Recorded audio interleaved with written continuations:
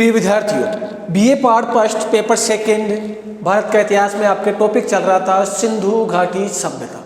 सिंधु घाटी सभ्यता के आपके 2 लेसन हो चुके हैं। दोनों लेसनों में अपन ने जानकारी प्राप्त की थी वे किस प्रकार सिंधु घाटी सभ्यता की खोज के प्रयास किए गए, किस प्रकार सफलता मिली, किस क्षेत्र पर अवस्थित था ये भारत के, कहाँ कहाँ इसके विस्तार था, कितने स्थल खोजे जा चुके हैं, कहाँ कहाँ किन किन देशों में सभ्यता के अवशेष प्राप्त हुए हैं। इसके बारे में अपन ने पिछली 2 क्लासें हुई थी उसमें विस्तार से अध्ययन किया था और ये भी बताया था कि सिंधु घाटी सभ्यता एक नगरीय सभ्यता थी, एक काशी युगीन सभ्यता थी और इसके जो अधिकतर अवशेष प्राप्त हुए हैं वो विभिन्न नदियों के तट पर ही प्राप्त हुए हैं। अब नेक्स्ट टॉपिक आपके नगर नियोजन।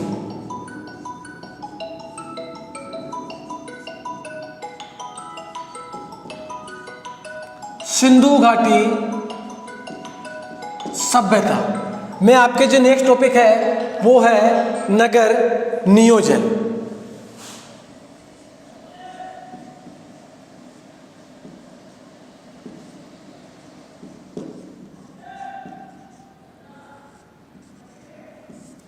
नगर नियोजन के बारे में कहा जाता है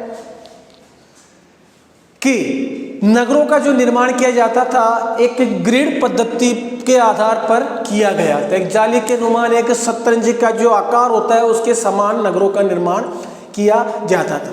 और आपको जानकर ताज्जुब होगा कि नगरीय सभ्यता थी तो आज जिस प्रकार नगरों में सारी सुख सुविधाएं मौजूद रहती है उसी प्रकार सारी सुख सुविधाएं उस समय भी मौजूद थी।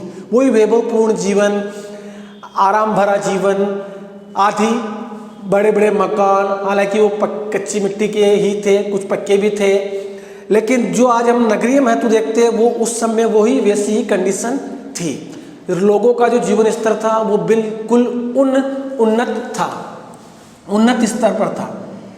तो नगर नियोजन जो किया गया था ग्रिड पद्धति पर किया जाता था और एक शतरंज के खाने के समान, शतरंज के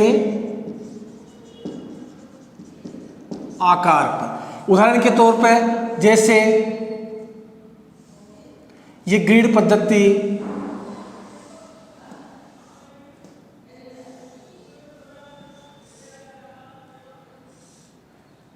इस प्रकार की आकृतियों में मकान बनाए जाते थे। ये मकान, ये मकान, यानी कहा जाता है फिर बीच में और ये आ गई ग्रिड पद्धति।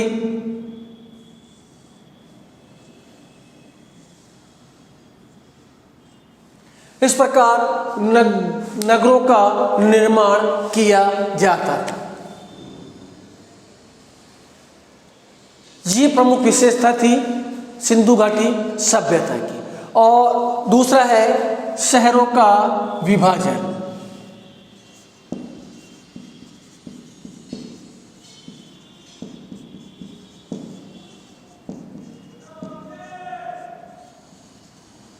शहरों का विभाजन कहा जाता है कि जो प्रमुख नगर थे वो 2 भागों में विभाजित थे, पूर्वी नगर व पश्चिमी नगर।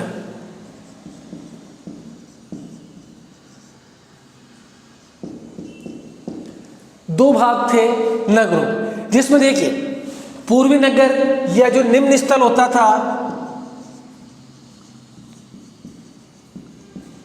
यहां पर कौन रहते थे? निम्न वर्ग या गरीब वर्ग के लोग यहां निवास करते थे, निचला स्थान होता था। और ये उच्च स्थल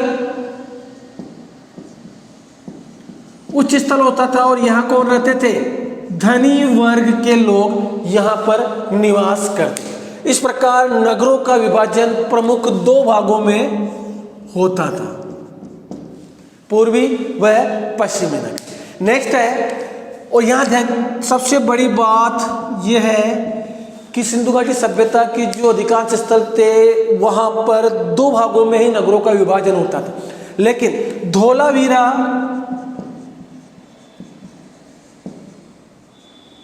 जो कि गुजरात में है, बहुत बड़ा स्टेडियम मिला था यहाँ पर। यहाँ पर क्या थे, यहाँ 3 भाग थे। नगरों का विभाजन 3 प्रकार से होता था, एकमात्र यहीं से ऐसा साक्ष्य प्राप्त हुआ है। नेक्स्ट, भवनों का निर्माण।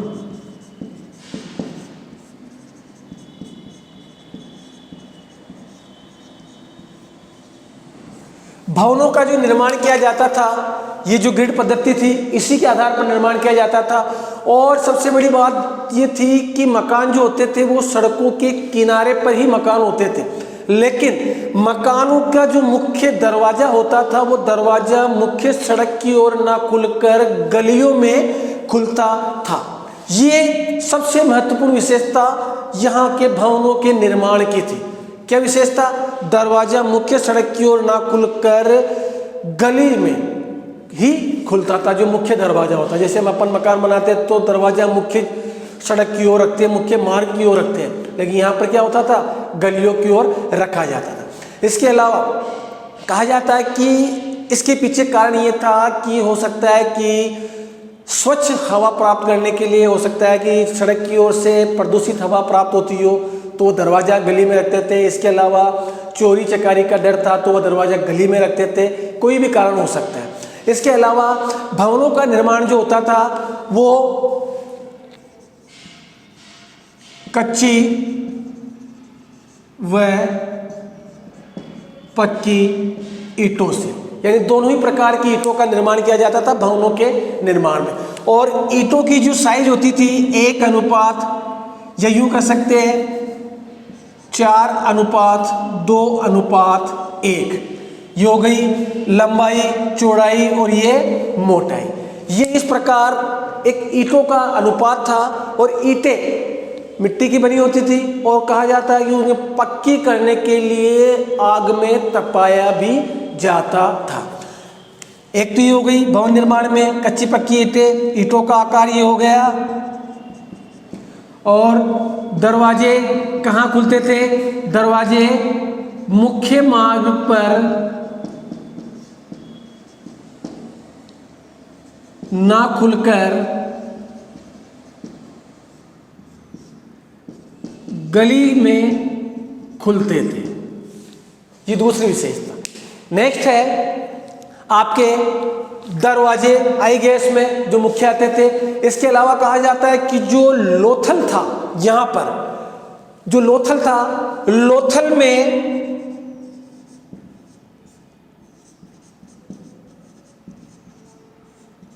लोथल एकमात्र सिंधु सभ्यता का स्थल था जहां पर दरवाजे मुख्य सड़क पर ही खुलते थे।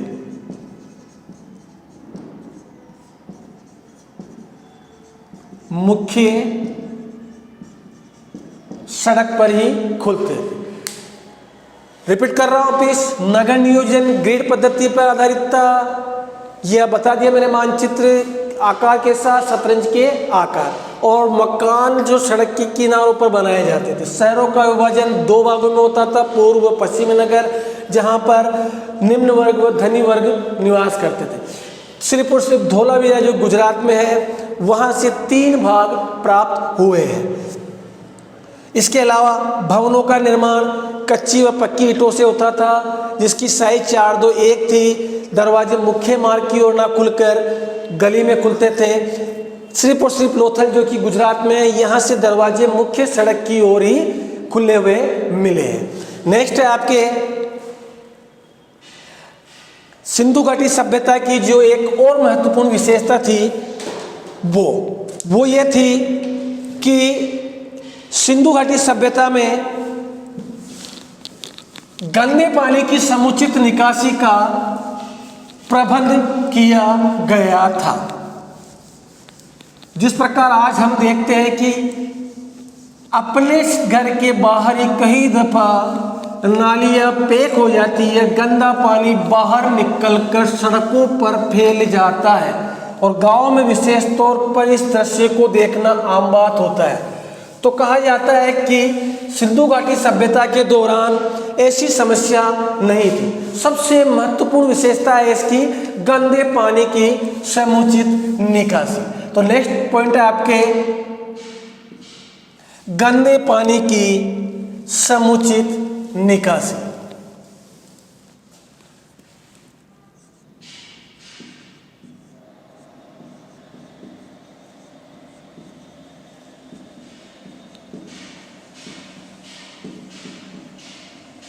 समुचित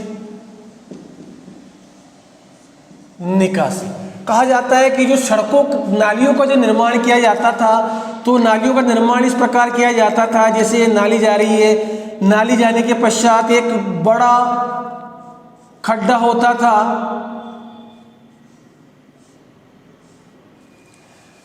और फिर ये शहरों से जो नालियाँ निकलती थी, ये मुख्य मार्ग से होते हुए शहर से बाहर चली जाती थी। तो कहा जाता है कि इस प्रकार जगह जगह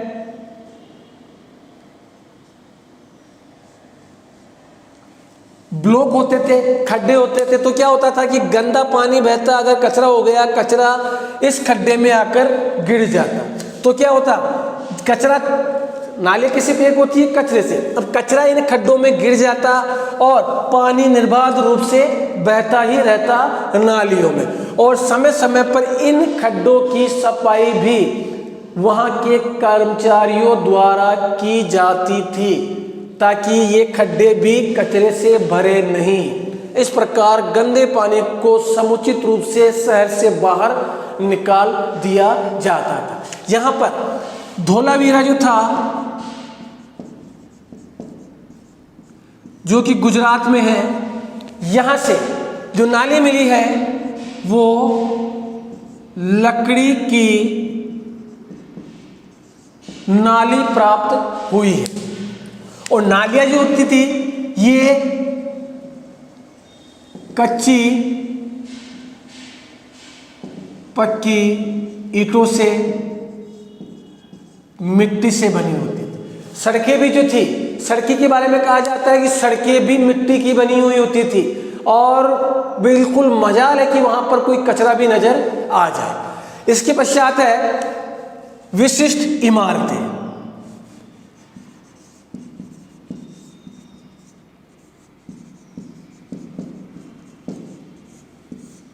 विशिष्ट इमारतें हड़प्पा, मोहनजोदड़ो,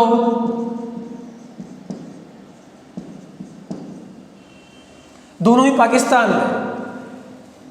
यहां से क्या हुआ, हड़प्पा से विशाल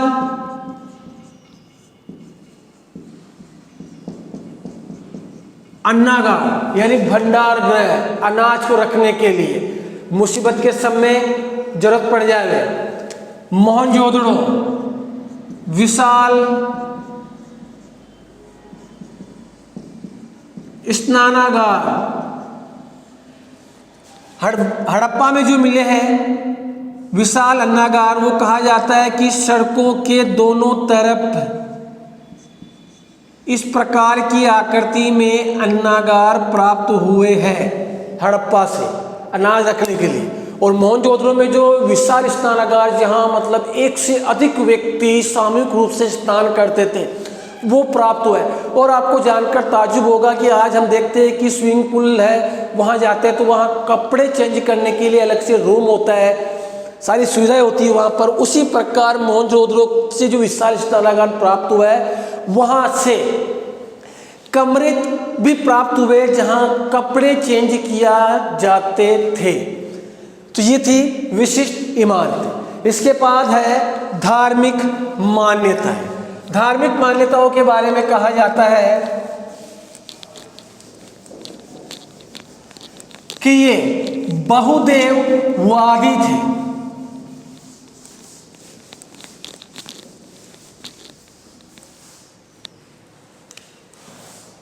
धार्मिक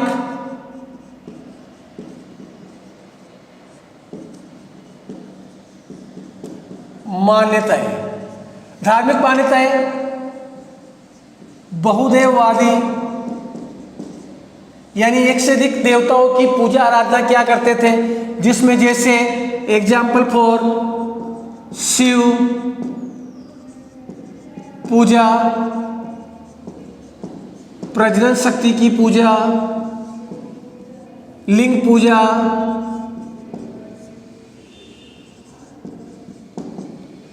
नारी पूजा, क्योंकि ये सिंधु घाटी सभ्यता क्या था, ये मातृसत्तात्मक था, यानी परिवार में मां का स्थान सर्वोपरि होता था सिंधु घाटी सभ्यता में। नारी पूजा, वृक्ष पूजा, पशु पूजा,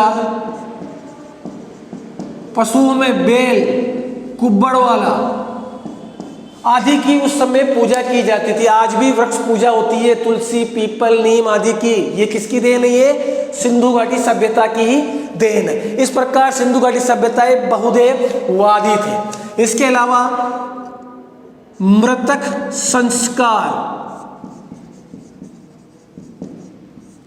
मृतक संस्कार 3 प्रकार से किया जाता था। पहला आंशिक, दूसरा पूर्ण और तीसरा दाह। 3 प्रकार के संस्कार थे। मरने के पश्चात व्यक्तियों के साथ क्या किया जाता था? जैसे दाह संस्कार, यानी मृतक या डेड बॉडी को जला दिया जाना हिंदू मान्यताओं के अनुसार। पूर्ण यानी दफनाना मुस्लिम धर्म के अनुसार। आंशिक, पहले क्या होता था? पहले जो डेड बॉडी थी खुले में छोड़ दी जाती थी और उसके पश्चात क्या होता था? जो अवशेष बचते थे उन्हें दफना दिया जाता था। और पूर्ण में दफनाना, डायरेक्ट बॉडी, दाह संस्कार, जलाना, बाद में जो राख बच जाती थी उसे क्या करते थे? चौड़े मुंह वाले बर्तन में लेकर धरती के अंदर गाड़ देते थे। इसके अलावा परिवार, परिवार के बारे में बताया जाता है कि सबसे छोटी इकाई होती थी ये, सबसे छोटी इकाई किसकी? प्रशासन की।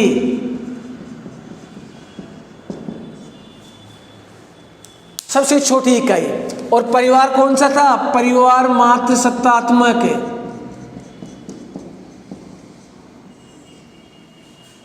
संयुक्त परिवार प्रथा भी प्रचलन में थी उस समय। मातृसत्तात्मक से तात्पर्य अभी मैंने बताया था परिवार में मां का सर्वोच्च स्थान होना। जिस प्रकार अपन देखते हैं कि अपने परिवार में पिता का सर्वोच्च स्थान होता है, पिता के आदेशों की पालना की जाती है, उसी प्रकार यह इस परिवार में सारी जिम्मेदारी माँ की व माँ का आदेश ही सर्वोपरि होता था। तो आज की इस लेसन में अपन ने सिंधु घाटी सभ्यता के बारे में कुछ और जानकारी प्राप्त की और नेक्स्ट जो क्लास होगी अपन उसमें सिंधु घाटी सभ्यता का पतन कर देंगे। धन्यवाद।